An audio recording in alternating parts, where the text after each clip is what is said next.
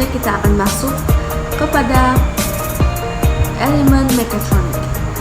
Oke, seperti yang kita tahu, mekatronik merupakan bidang ilmu yang menggabungkan semua elemen asas kejuruteraan, yaitu sistem elektrik, sistem mekanikal, sistem elektronik, sistem kawalan, dan pengatur caraan.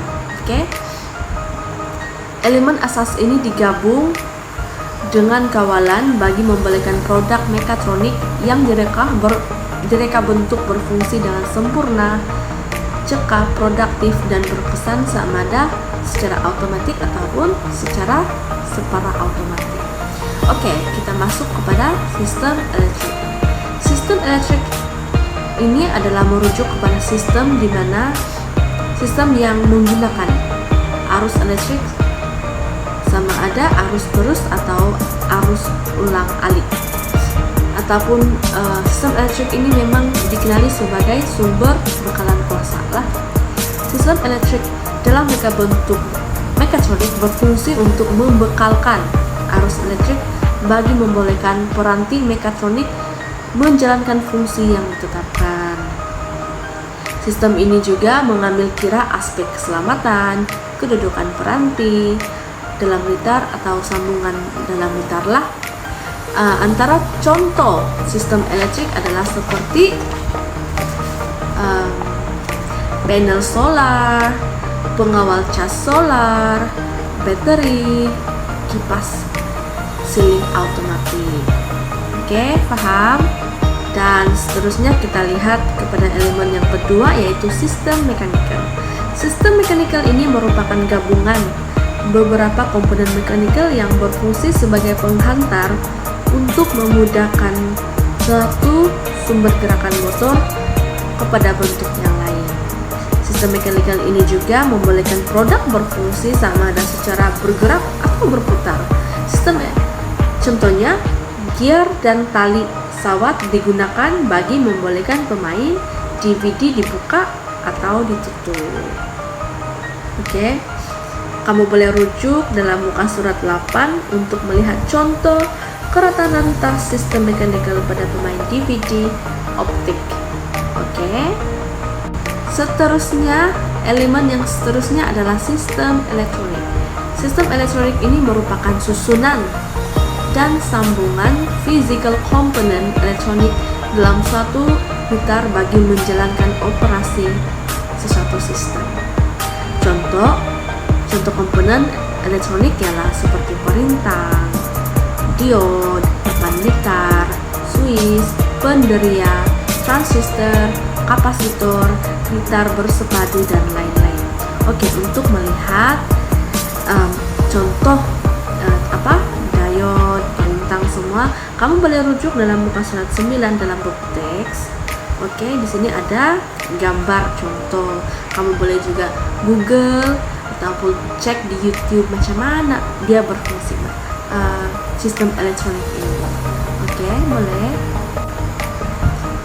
Dan elemen seterusnya ialah sistem kawalan dan pengatur caraan. Oke. Sebelum itu kita akan tengoklah apa itu sistem kawalan. Sistem kawalan ini merupakan satu kaedah kawalan sistem untuk apa? Mengurus, mengarah, atau mengawal atur tindakan bagi memastikan reka bentuk mekatronik berfungsi secara otomatis dengan sempurna. Oke, di dalam buku teks muka surat 9, kamu boleh nampak gambar foto 1.6 menunjukkan yaitu beberapa contoh sistem yang menggunakan sistem pengawal mikro.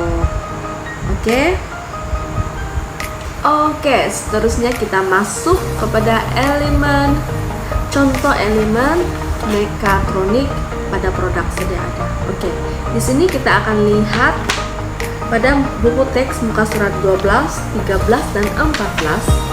Oke, di sini ada dua contoh elemen mekatronik lah. Yang pertama sekali kita akan tengok kereta kawalan jauh. Oke, pada muka surat 12 dan 13, elemen mekatronik bagi kereta kawalan jauh adalah untuk sistem elektrik. Sistem elektrik adalah baterai dalam kereta itu sebagai apa? Baterai ini sebagai sumber tenaga elektrik lah.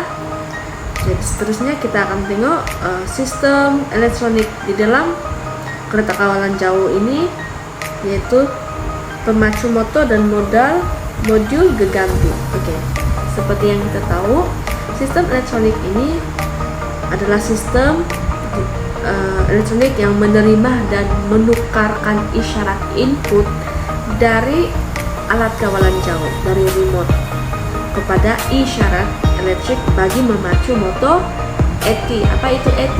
Arus terus. Dia memberikan isyarat supaya apa? Supaya ada pergerakan dari jauh sudah menggunakan remote. Oke, seterusnya kita akan tengok sistem mechanical. Sistem mechanical yang terdapat pada kereta kawalan jauh ini adalah merujuk kepada gear. Oke, di dalam kereta kawalan ini ada gear. Gear ini berfungsi untuk apa? Mengurangkan atau meningkatkan laju dan menambah daya kilas motor. Oke, paham? Yang seterusnya kita akan tengok adalah sistem kawalan pengatur dan pengatur caraan. Oke, di dalam kereta kawalan jauh ini papan elektronik mikro pengawal adalah merupakan apa? Sistem kawalan dan pengatur caraan lah. Ia terdiri daripada mikro pengawal dan sistem kawalan yang diatur cara, berfungsi untuk mengawal laju dan arah putaran motor arus terus. Oke, sampai sini paham? Oke, seterusnya kita lihat contoh elemen mekatronik. Yang kedua adalah pintu gelangsar otomatis. Oke, siapa tahu pintu gelangsar otomatis? Selalu kita jumpa di shopping mall. Gelangsar pintu tutup, bukan yang turunan, yang auto buka dan tutup kita masuk di depan. Sebenarnya dia pintu yang selalu kita jumpa di shopping mall lah. Jadi oke, untuk ini kita akan tengok pada muka surat 14 dan 15. Untuk pintu gelangsar otomatis ini kita akan lihat sistem elektriknya lah. Oke, sistem elektrik pada pintu gelangsar otomatis adalah terdiri daripada motor arus terus dan pengubah transformer. Seterusnya ini adalah berfungsi untuk membekalkan tenaga elektrik pada keseluruhan sistem. Oke, seterusnya kita akan lihatlah sistem elektronik dia. Untuk pintu gelangsar otomatis ini, sistem elektroniknya adalah terdiri daripada komponen elektronik di mana ia disatukan dalam gitar pemacu motor. Oke, penderia atau orang cakap apa? Penderia ini lebih kepada sensor. Penderia gerakan mengesan. Sensor akan mengesan sebarang pergerakan dan memberikan isyarat kepada kawalan sistem.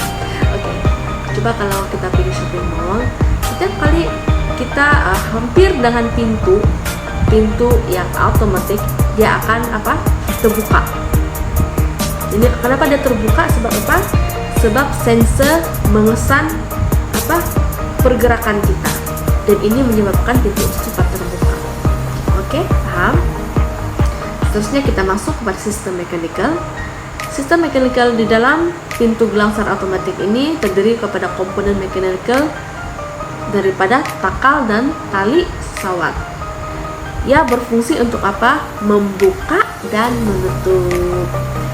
Gear pada motor membantu apa? Membantu untuk memudahkan pergerakan. Akhir sekali adalah sistem kawalan dan pengatur caraan pada pintu gelangsar otomatis pula adalah terdiri daripada sistem kawalan yang telah diatur cara, sudah dimasukkan ke dalam sistem.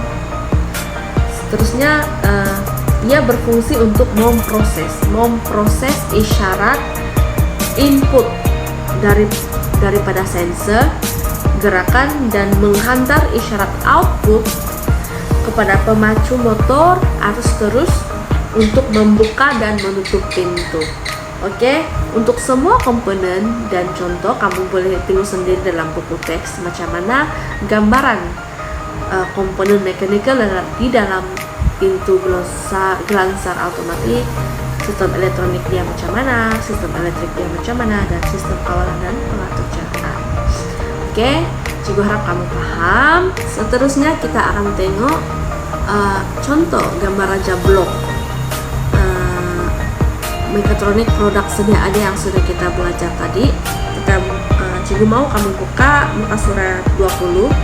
Cikgu akan terangkan salah satu produk saja, yaitu kita akan tengok gambar raja blok bagi pintu gelansar otomatis lah. Oke, keywords dia. Asal kita dengar perkataan otomatis dalam satu produk, ini bermaksud produk itu menggunakan sensor atau dikenali sebagai pengeria gerak. Oke, kalau kita lihat pada gambar raja 1.9, yaitu gambar raja blok pintu gelansar, dia terdiri kepada 3 fasa. Yang pertama input, yang kedua proses, dan akhir sekali adalah output. Oke, input. Pada bagian input ini di mana pengeria gerakan dia akan mengesan sebarang pergerakan objek atau benda hidup, sebagai contoh manusia.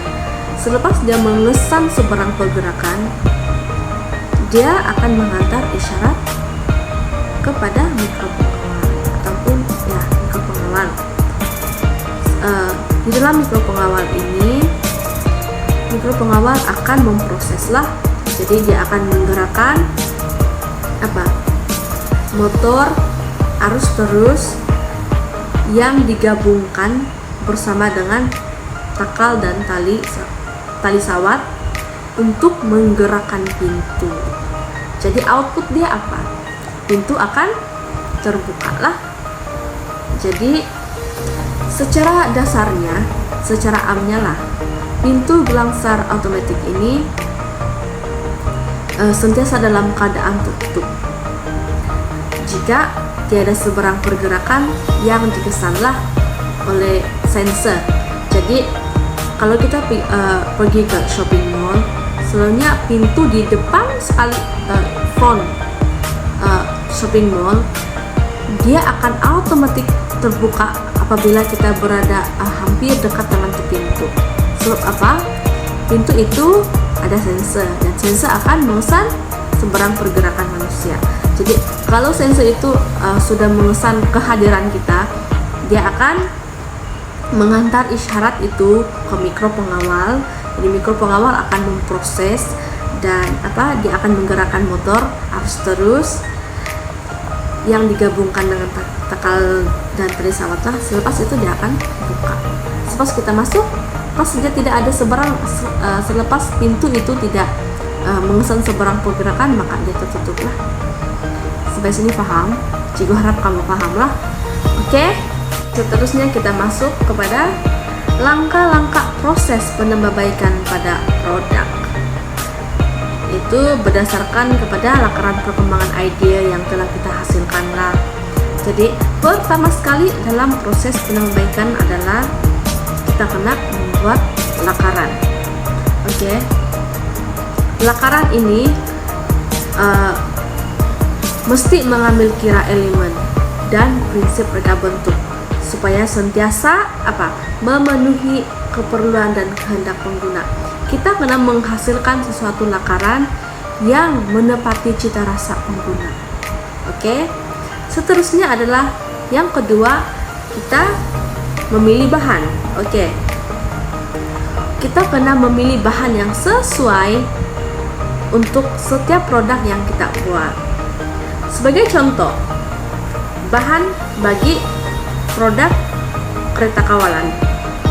Bahan yang digunakan adalah mesti ada penderia, inframerah, ada pembase, ada LDR, ada lampu LED dan wayar. Jadi kita kena memilih bahan yang sesuai untuk produk yang kita hasilkan. Yang ketiga adalah membuat pengatur caraan. Oke, di sini kita kena struggle sedikit lah, sebab kita kena membangunkan pengatur caraan dan memuat naik, mengupload kepada papan liter elektronik mikropengawal bagi menjalankan fungsi yang dikehendaki. Ini ada proses struggle sedikit. Seterusnya yang keempat adalah membina dan memasang. Oke. Di langkah keempat ini kita kena membina dan memasang, menyambungkan komponen lah. Sebagai contoh, ketika kita ingin buat kereta kawalan jauh. Oke, pada langkah keempat ini kita kena memasang komponen penderia inframerah, pembas, LDR, dan lampu LED bagi melengkapkan reka bentuk yang dicadangkan. Tapi ingat, langkah keempat ini kita kena mengambil kira juga faktor keselamatan sepanjang masa kita memasanglah. Seterusnya adalah yang kelima. Langkah kelima adalah membuat kemasan, atau orang putih cakap finishing. Oke. Kemasan ini berfungsi untuk menambah daya tarikan terhadap reka bentuk produk yang dihasilkan. Seterusnya, melindungi komponen elektrik daripada terdedak kepada sentuhan, dan juga mengurangkan risiko kecederaan kepada pengguna produk. Penting nih membuat kemasan. Dan akhir sekali adalah produk akhir. Yang keenam adalah produk akhir, di mana produk akhir kita sudah siap, mengikuti cita rasa pengguna, selamat digunakan, dan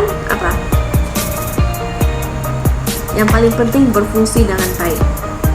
Oke, sampai sini paham?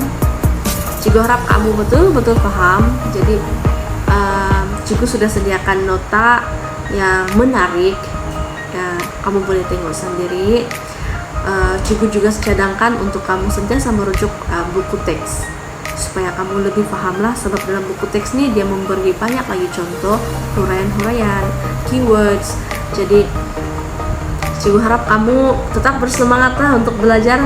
Jadi topik hari ini sampai sini saja. Oke? Oke, kita sudah habis topik. Ulang kaji secara ringkas saja mengenai bab 1. Jadi Cikgu sudah sediakan satu soalan bab 1 melalui Google Form. Jadi Cikgu sudah masukkan ke dalam grup kita, grup WhatsApp. Cikgu mau kamu tekanlah, kamu jawab soalan Cikgu, dan jangan lupa untuk isi refleksi pengajaran kita hari ini. Jadi dalam refleksi itu Cikgu sudah sediakan link Padlet macam biasa.